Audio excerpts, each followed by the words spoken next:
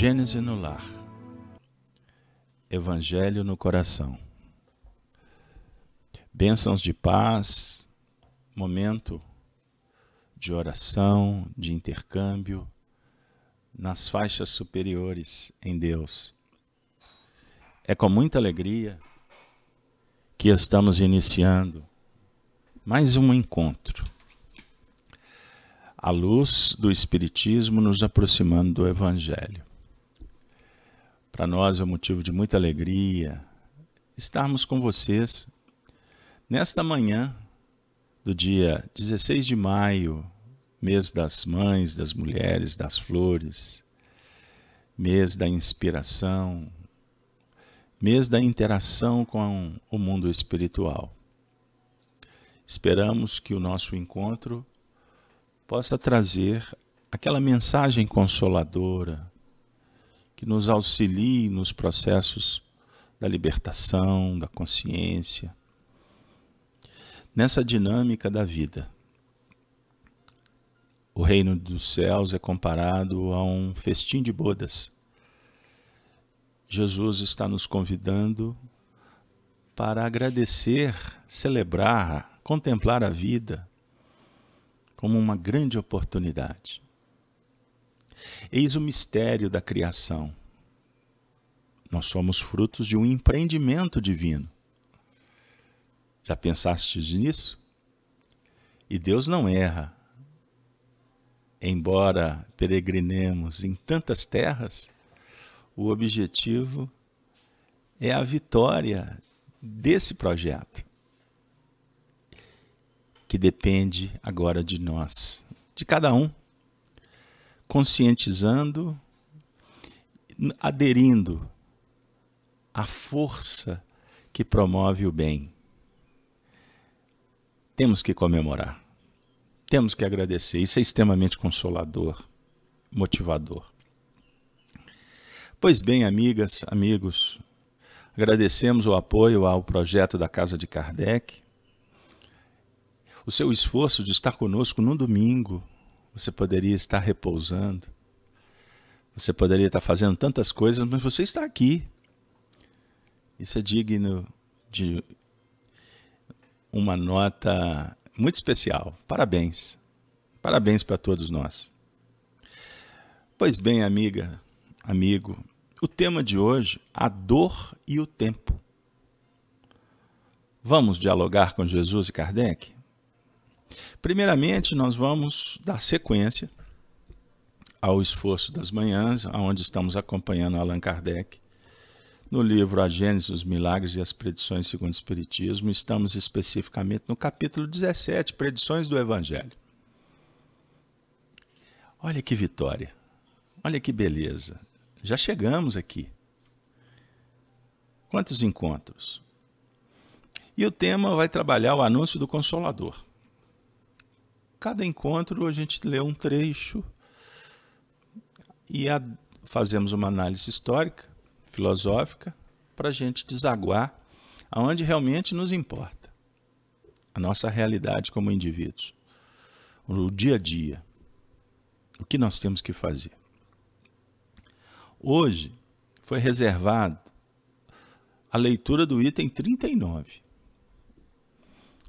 Que está comentando a passagem quando Jesus anuncia a vinda do Consolador. Vamos acompanhar Allan Kardec. Farei a leitura agora. Ele inicia com uma pergunta. Qual deve ser esse enviado? Jesus dizendo: rogarei a meu Pai e ele vos enviará outro Consolador. A definir que Jesus é o Consolador. A filosofia do bem consola, pois esclarece e ensina, e indica o apoio. Indica claramente que esse não é ele próprio. Do contrário, teria dito: voltarei para completar o que vos tenho ensinado. Após o que ele acrescenta: a fim de que ele demore eternamente convosco, e ele estará em vós. Frase extraordinária. Poxa, ele vai demorar eternamente? Bastaria dizer, né? Ele estará convosco eternamente. Por que ele vai demorar? Qual é a ideia? Qual é o diálogo? Demorar no sentido de permanecer, de acompanhar, tá junto. Puxa vida, que legal, hein? Mensagem bendita. E se torna transcendente porque é eterno. A definir que esse apoio, se eu posso assim limitá-lo, ele é para sempre. Você nunca vai estar sozinho. Vamos trabalhar num nível mais pessoal, para ficar bem assim pertinho da gente. Então estamos dentro de um contexto, de um grande projeto, que contempla a nossa participação. E esse projeto, como é divino, vai dar certo. Se fosse humano, puxa, possibilidades de não dar certo. O que também é muito consolador. Olha que legal. Você não tem que ter dúvida. Marcha, vai adiante, porque vai dar certo. Bom, voltarei para completar o que vos tenho ensinado. Naturalmente, a gente sabe que Jesus ensinou, ele disse que vai embora, ele fala que vai voltar para dar continuidade. É ele que vai voltar? O que vocês acham? Voltarei para completar o que eu vos tenho ensinado. Após que ele acrescenta, a fim de que ele demore eternamente convosco e ele estará em vós. Não seria possível que se referisse a uma individualidade encarnada, que não poderia demorar eternamente conosco. Naturalmente, o indivíduo nasce e morre. E ainda menos estar em nós. Bom, dois corpos ocupam o mesmo espaço? Alguém vai estar em nós, no seu sentido de ocupar, realizar uma tarefa que nos compete? Continuando. Mas compreende-se muito bem sendo uma doutrina que, de fato, logo que se a tenha assimilado, possa estar eternamente em nós. O Consolador é, pois, o pensamento de Jesus, a personificação de uma doutrina soberanamente consoladora, onde o inspirador deve ser o Espírito da verdade. Meu Jesus, que bênção, que bênção. É o Espiritismo. O Espiritismo dialoga de uma forma muito clara com esse texto, com esse contexto, com a nossa realidade espiritual. Nós temos a obra O Evangelho segundo o Espiritismo, que eu confesso, toca a minha alma, como as outras. Mas o Evangelho segundo o Espiritismo é uma mensagem tão viva. E não foi à toa que Kardec compôs a obra com muitas mensagens espíritas, de baluartes, de arautos, de espíritos nobres, que o tempo todo dialoga com Jesus, trazendo-o para nós no dia a dia. Falando essencialmente de filosofia, no que remonta virtude e sabedoria. E com um toque especial do sentimento, da fé, do amor. Consolando, esclarecendo, sob o ponto de vista das misérias humanas, das dificuldades do caminho, mas apontando um horizonte bem extraordinário e que pode ser mais encantador ainda se a gente usar dos recursos que a obra propõe, como a oração, orvalho divino, remédio, encantamento, poesia, dá um toque especial. E a oração, ela supera barreiras, vence distâncias. Porque a oração é o diálogo da alma com Deus, consigo mesmo e com o próximo. Já pensaste nisso?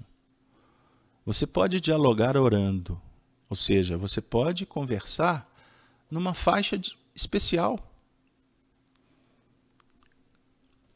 batendo um papo com um coração, sob o ponto de vista da motivação, do carinho, da mansuetude. Pois bem, mas eu falei tudo isso, pois o Evangelho segundo o Espiritismo é uma obra tão impoluta, tão extraordinária, que todas as vezes que abrimos, nós vamos encontrar Jesus falando conosco. E o Kardec como um anfitrião muito querido, dizendo assim, preste atenção. E Kardec, com a sua sensibilidade e a sua competência pedagógica, nos ofereceu o capítulo 6º desse livro, intitulado Cristo Consolador, com passagens, com mensagens assinadas pelo próprio Cristo. E nós vamos encontrar no item 6 uma mensagem de 1861, tratando o Espiritismo como um recurso que está conosco sempre, que vem completar o que nos foi ensinado por Jesus, sob o ponto de vista prático, não é mais uma teoria. E o Espírito de verdade, que é o próprio Jesus, ele assinou o Espírito de verdade para despersonalizar, para proteger Kardec. Imagine as mensagens assinadas, eu sou Jesus. Mas a presença dos Espíritos que o representam também chancela essa assinatura. E por isso eles estão conosco nessa manhã. Ou você tem dúvida? Que foi Jesus quem nos chamou para o encontro. E por ter nos convidado, ele diz assim, em verdade vos digo, os que carregam seus fardos e assistem os seus irmãos, são bem amados meus. Instruí-vos na preciosa doutrina que dissipa o erro das revoltas e vos mostra o sublime objetivo da provação humana. Assim como o vento varre a poeira, que também o sopro dos espíritos dissipe os vossos despeitos contra os ricos do mundo, que são não raro muito miseráveis, porquanto se acham sujeitos a provas mais perigosas do que as vossas. Estou convosco, e o meu apóstolo vos instrui. Estou convosco, permanecerei convosco, e o meu apóstolo vos instrui. Quem é o apóstolo que instrui? Os Espíritos, Allan Kardec. O seu mentor espiritual que está contigo agora é o apóstolo dele. E ele está nos instruindo. Aí Jesus dá a dica. Bebei na fonte viva do amor e preparai-vos, cativos da vida, a lançar-vos um dia livres e alegres no seio daquele que vos criou, fracos para vos tornar perfectíveis, e que quer modeleis vós mesmos a vossa maleável argila, a fim de serdes os artífices da vossa imortalidade. Que mensagem! Você é o artífice da vossa imortalidade. Filosoficamente, ele está falando que você é o responsável por não morrer? ou somos trabalhadores para manter a chama viva do saber e dos projetos evolutivos. Então você está recebendo informações, conhecimento. Você está desenvolvendo habilidades, inteligência, para que a sua vida não fique presa ao que é mortal, ao que é perecível. Os seus olhos precisam de enxergar o que é essencial e o que não morre, o que permanece para sempre, a saber, verdade e amor. É o Consolador prometido. Ele não está personificado. Aliás, ele precisa de ser despersonalizado. Ele tem que sair do campo das emoções, dos sentimentos, apenas. Ele tem que ser globalizado. Ele tem que unir a razão e o entendimento, sim, para guiar os nossos impulsos. Então, nós ficamos bebendo de uma fonte e precisamos compreender que fonte é essa. Pois se estamos cativos, cativos no quê? No limite? Na dor que escraviza? Na ignorância que oblitera? O Espiritismo, como Consolador prometido, a mensagem viva do Evangelho, está propondo que a gente se inspire no que realmente vai nos fazer felizes. Provas perigosas todos temos, dores dilacerantes, vivemos a perda para descobrir o ganho, lutamos com as contradições, com as meias-verdades, com opiniões, com as dificuldades promovidas pelas imperfeições sociais, humanas. Mas nós estamos aqui agora, nesse momento, para compreender cada vez mais a dor e o tempo. Por que trabalhar esse tema, a dor e o tempo? Porque nós temos o tempo como o Senhor dos destinos, portal que se abre considerando as notas da possibilidade, da diversidade, do trabalho.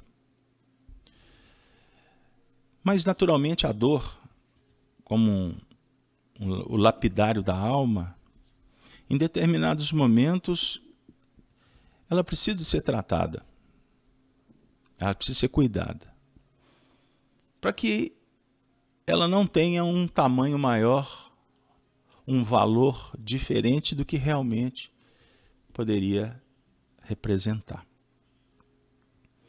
Naqueles ambientes espiritistas de muito consolo, de muito atendimento espiritual que Chico Xavier participava,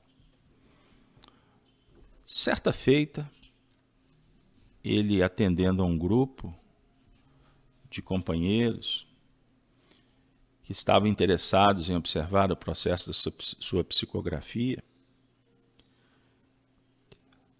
muitos espíritos sofredores em atendimento, faça suas provas, acabou criando um cenário muito interessante para que o estudo doutrinário atingisse objetivos transcendentes. Geralmente é assim. A gente começa uma tarefa espírita e não dá muitas vezes nada por ela. Daqui a pouco ela vai crescendo, ela vai tomando uma dimensão que nos deixa perplexos.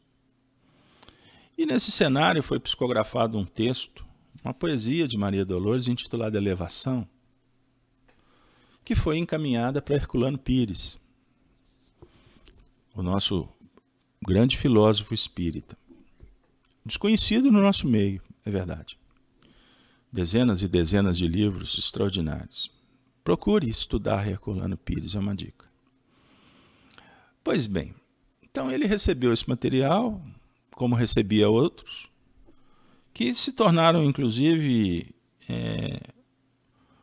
um manancial ou se tornou um manancial que virou um livro, na Era do Espírito. Mas especificamente essa mensagem da Maria Dolores, Elevação, inspirou Herculano Pires a escrever um texto intitulado A Dor e o Tempo. Um texto doutrinário, extremamente ajustado à nossa necessidade dessa manhã. Aí ele vai dizer o seguinte: as coisas naturais são constantes lições de paciência ao nosso redor. Tudo no mundo nos ensina duas lições fundamentais: a da evolução e da imortalidade. Porque tudo se desenvolve em direção ao futuro. Tudo se desenvolve na direção do futuro. Vejam bem. E tudo morre para renascer. Então, o tema é dor e tempo. Então, a dor vai dialogar com a morte, com o renascimento. E o tempo? O tempo é o presente de Deus. A ciência reconhece que nada se perde, tudo se transforma. A filosofia, mesmo em suas correntes mais atuais e mais negativas, reconhece a evolução geral e admite que o homem é um projeto, ou seja, uma flecha que atravessa a existência em direção a um alvo superior. Olha que extraordinário! Já pensaste que você é um projeto divino? Por isso nós falamos sobre o mistério da criação. Num determinado tempo, você surgiu no universo como um projeto que foi lançado como uma flecha que atravessa o tempo, a barreira extraordinária a ser vencida.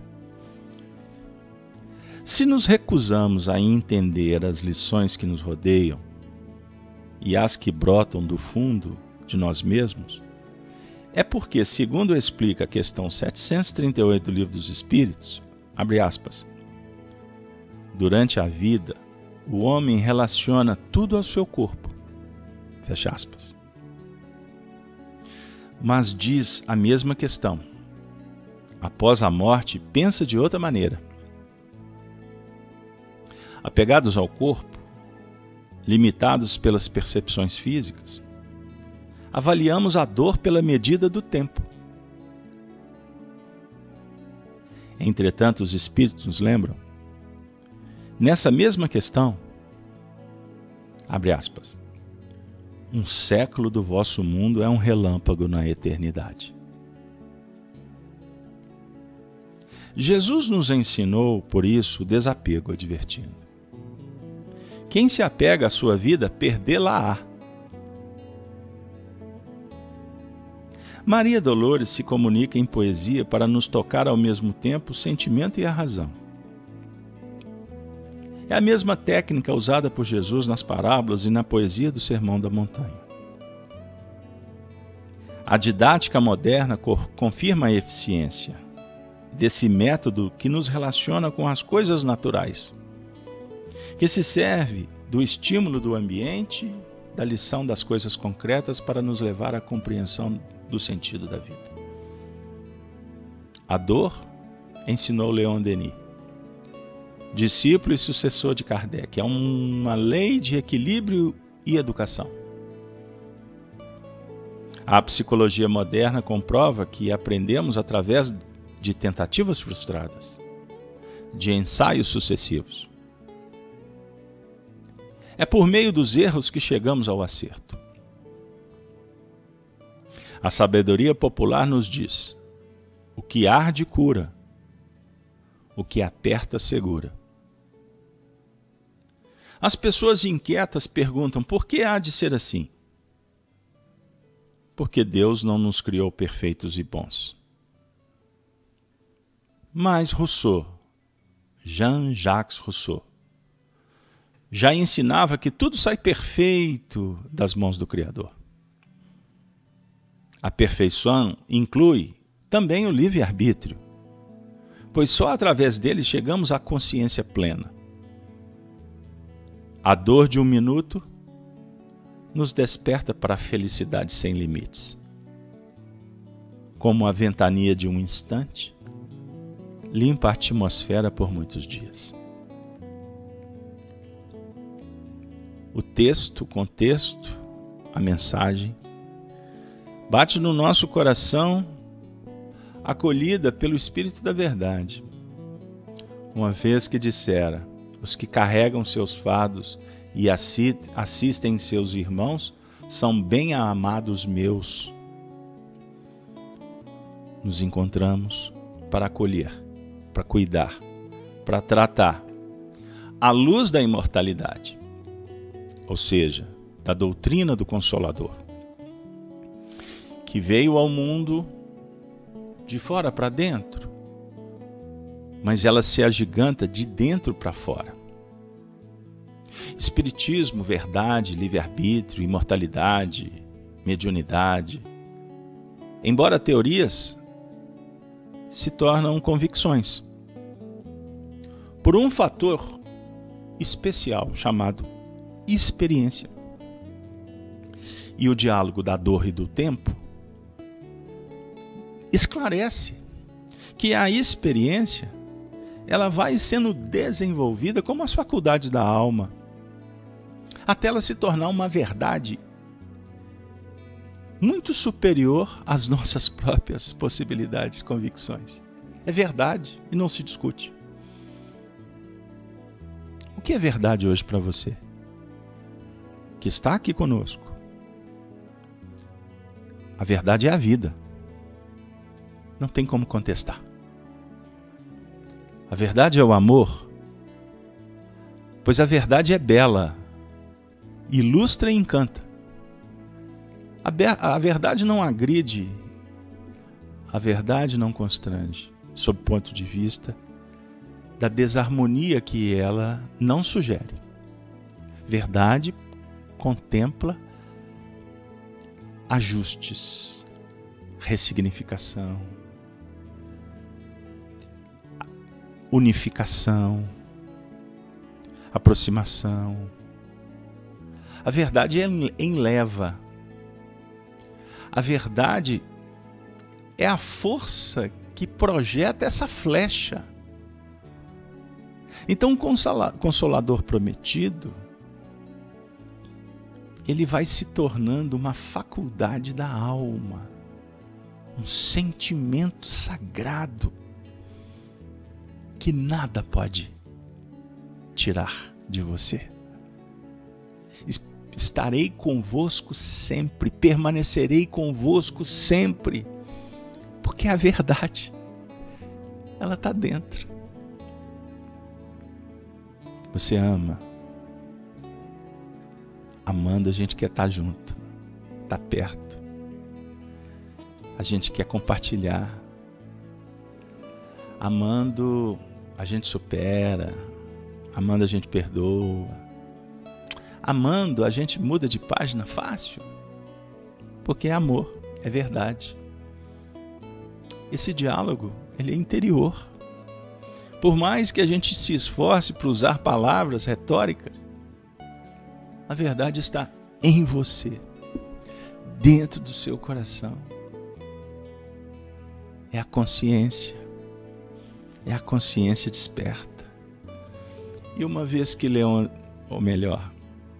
uma vez que o nosso Herculano Pires comentou Maria Dolores, Chico Xavier teve o esforço de psicografar uma página e depois remeter pelo correio. Gênese do Lar, Evangelho no Coração, não podemos encerrar sem trazer a poetisa do além para nos inspirar nessa manhã de domingo, para que a gente possa ter ainda mais convicção de que nós temos uma tarefa para fazer e só você pode realizá-la, ninguém mais. Escuta, alma querida. Aceita as aflições e as lágrimas da vida por agentes de acesso à esfera superior. Mágoa, queixa, revolta e rebeldia lembram muralhas sob a noite fria, furtando o coração à luz do amor. Se a prova te retalha a alma sincera, perdoa, faz o bem, trabalha e espera, aprendendo da estrada em derredor. Tudo que vive, sonha, sofre e ama, dos astros do infinito aos vermes sobre a lama, dando-se à elevação do futuro melhor. O sol potente que nos ilumina é um gigante em perpétua disciplina, varando lutas que desconhecemos. Por mais se lhe arremesse lixo à face, brilha em silêncio como se explicasse que só o amor domina os céus supremos. Corre a fonte da penha ao chão da serra, depois ganhando o vale, faz da terra, verdejante celeiro em garbos de jardim. Pelo bem que constrói de segundo a segundo, muitas vezes recolhe os detritos do mundo, mas beija lodo e pedra e canta mesmo assim. O carvão na lareira acende a chama, o tronco mutilado não reclama, a estrada se aprimora aguentando tratores. No trigo triturado o pão puro se asila, cria-se a porcelana em fogo sobre argila, o roseral podado dá mais flores. Assim também, alma querida e boa, não recuses a dor que aperfeiçoa, se nos espanca os sonhos teus e meus. Golpes, tribulações, angústias, tempestades são recursos da vida, erguendo a humanidade para a bênção de Deus. Tenhamos amor, compreendendo, amigos meus, filhos seus, todos enternecidos diante de Deus,